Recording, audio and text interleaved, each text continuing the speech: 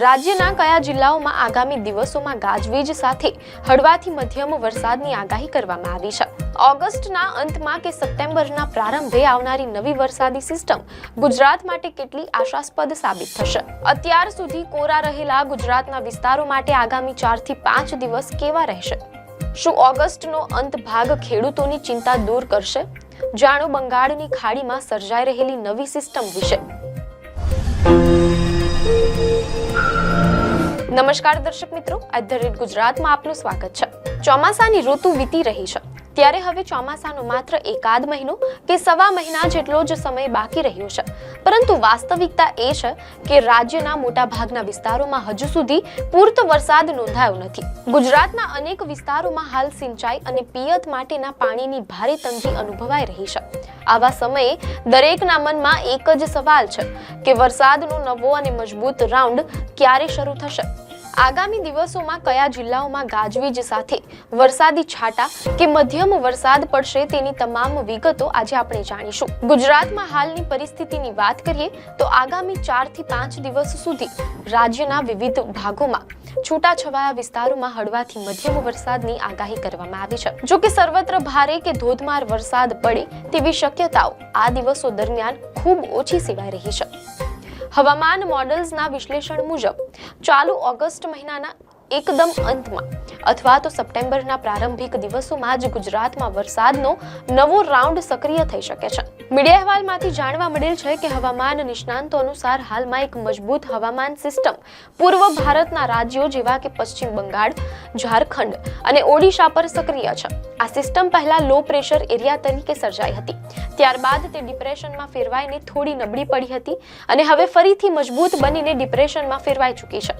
સામાન્ય રીતે આવી સિસ્ટમ્સ ઉત્તર પશ્ચિમ દિશા તરફ આગળ વધતી હોય છે, જેના કારણે પૂર્વ ભારતથી નજીકના વિસ્તારોમાં સારો વરસાદ વરસી શકે છે. પરંતુ આ ચોક્કસ સિસ્ટમથી ગુજરાતને બહુ મોટો ફાયદો થાય તેવી શક્યતા નહીવત જણાઈ રહી છે. જો કે આગામી દિવસો માટે એક આશાસ્પદ ચિત્ર ઉપસી રહ્યું છે. મીડિયા અહેવાલો અનુસાર વિવિધ હવામાન મોડલ્સ દર્શાવી રહ્યા છે કે ઓગસ્ટ મહિનાના અંત ભાગમાં અથવા તો સપ્ટેમ્બરની શરૂઆતમાં બંગાળની ખાડી કે મધ્ય ભારત તરફથી એક નવી વરસાદી સિસ્ટમ ગુજરાત તરફ આગળ વધી શકે છે અથવા ગુજરાતની સરહદ નજીક પહોંચી શકે છે. જો આ સંભાવના સાચી ઠરશે તો દક્ષિણ અને પૂર્વ ગુજરાતમાં વરસાદનું જોર નોંધપાત્ર રીતે વધી શકે છે. દક્ષિણ અને પૂર્વ ગુજરાતમાં વરસાદી જોર વધ્યા બાદ આ સિસ્ટમ આગળ વધીને મધ્ય ગુજરાત અને પશ્ચિમ ગુજરાત એટલે કે સૌરાષ્ટ્ર કચ્છના ભાગો સુધી પણ સારો વરસાદ પહોંચાડી શકે છે. જો કે હવામાન વિભાગ અને નિષ્ણાંતો સ્પષ્ટ કરે છે કે આ લાંબા ગાળાનું પૂર્વાનુમાન છે અને આ નવી સિસ્ટમ હજુ આકાર લઈ રહી છે, તેથી આગામી દિવસોમાં તેમાં ફેરફારો શક્ય છે.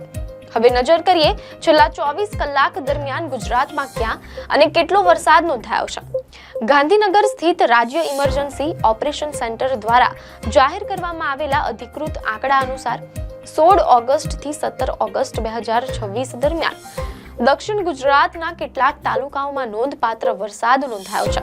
દક્ષિણ ગુજરાતના તાપી જિલ્લાના ડોલવણ તાલુકામાં સૌથી વધુ 1.57 ઇંચ વરસાદ ખાબક્યો છે. આ સિવાય નવસારી જિલ્લાના ખેર ગામમાં 1.46 ઇંચ, ગણદેવી તાલુકામાં 1.26 ઇંચ અને ચીખલી તાલુકામાં 1.2 ઇંચ વરસાદ નોંધાયો છે. તે જ રીતે વલસાડ જિલ્લાના મુખ્ય મથક વલસાડ તાલુકામાં પણ 1.2 ઇંચ જેટલો વરસાદ વરસ્યો છે. દક્ષિણ ગુજરાત સિવાય ઉત્તર ગુજરાત અને સૌરાષ્ટ્ર કચ્છના કેટલાક છૂટાછવાયા સ્થળોએ પણ હળવા વરસાદી ઝાપટા નોંધાયા છે. સમગ્ર દેશના હવામાન ચિત્ર પર નજર કરીએ તો ભારતીય હવામાન વિભાગ અનુસાર બંગાળની ખાડી અને ઓડિશાના દરિયાકાંઠા પર રચાયેલું ડિપ્રેશન ધીમે ધીમે ઉત્તર પશ્ચિમ દિશા તરફ આગળ વધી રહ્યું છે. મોન્સૂન ટ્રફ રેખા હાલમાં ફિરોઝપુર, મુઝફ્ફરનગર, ગોરખપુર, મુંગેર થઈને બંગાળની ખાડી સુધી લંબાયેલી છે. અહેવાલો મુજબ આ ઉપરાંત રાજસ્થાનના મધ્ય ભાગો તેમજ પશ્ચિમ મધ્યપ્રદેશના વિસ્તારો પર અપર એર સાયક્લોનિક સર્ક્યુલેશન હજુ પણ સક્રિય છે.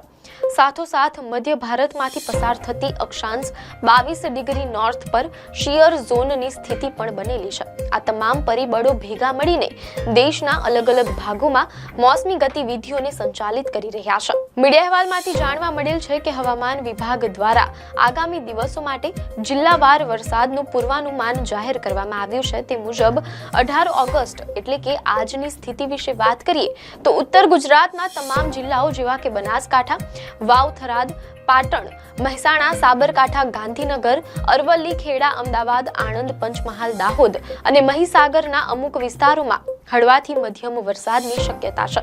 આ ઉપરાંત દક્ષિણ ગુજરાત, સૌરાષ્ટ્ર અને કચ્છના તમામ જિલ્લાઓ એટલે કે સુરેન્દ્રનગર, રાજકોટ, જામનગર, પોરબંદર, જૂનાગઢ, અમરેલી, ભાવનગર, મોરબી, દ્વારકા, ગીર સોમનાથ, બોટાદ, કચ્છ અને દીવમાં છૂટાછવાયા સ્થળોએ હળવો કે મધ્યમ વરસાદ પડી શકે છે. 19 ઓગસ્ટ એટલે આવતીકાલે ઉત્તર ગુજરાતના તમામ જિલ્લાઓ, દક્ષિણ ગુજરાતના વડોદરા, છોટાઉદેપુર, નર્મદા, ભરૂચ, સુરત, ડાંગ, તાપી, નવસારી, વલસાડ તેમજ દમણ અને દાદરા નગર હવેલી વિસ્તારમાં અને સૌરાષ્ટ્ર કચ્છના તમામ જિલ્લાઓના છૂટાછવાયા સ્થળોએ હળવાથી મધ્યમ વરસાદની અપેક્ષા છે. 20 ઓગસ્ટે ઉત્તર ગુજરાત, દક્ષિણ ગુજરાત અને સૌરાષ્ટ્ર કચ્છના તમામ જિલ્લાઓમાં છૂટાછવાયા સ્થળોએ વરસાદી ઝાપટા કે હળવો મધ્યમ વરસાદ યથાવત રહેશે. 21 ઓગસ્ટની આગાહી મુજબ ઉત્તર ગુજરાતના બનાસકાંઠા, વાવ, થરાદ, પાટણ, મહેસાણા સહિત તમામ જિલ્લાઓમાં તથા દક્ષિણ ગુજરાત અને સૌરાષ્ટ્ર કચ્છ ક્ષેત્રમાં હળવાથી મધ્યમ વરસાદની આગાહી છે. જ્યારે 22 અને 23 ઓગસ્ટે પણ આ બંને દિવસો દરમિયાન પણ રાજ્યના ઉત્તર, દક્ષિણ અને સૌરાષ્ટ્ર કચ્છના તમામ ભાગોમાં છૂટાછવાયા સ્થળોએ હળવાથી મધ્યમ વરસાદની સ્થિતિ જળવાઈ રહેશે. આમ હાલમાં સમગ્ર ગુજરાતમાં એક સાથે ભારેથી અતિભારે વરસાદ લાવે તેવી કોઈ ત્વરિત સિસ્ટમ સક્રિય નથી, પરંતુ આગામી દિવસોમાં છૂટાછવાયા હળવાથી મધ્યમ વરસાદી ઝાપટાથી રાહત મળતી રહેશે. ખેડૂતો અને નાગરિકો માટે ઓગસ્ટના અંત ભાગમાં અને સપ્ટેમ્બરના પ્રારંભમાં આવનારી નવી સિસ્ટમ આશાનું કિરણ લઈને આવી શકે છે. આપને માહિતી સારી લાગી હોય તો વિડીયોને લાઈક અને શેર કરજો, ચેનલને સબસ્ક્રાઇબ કરજો.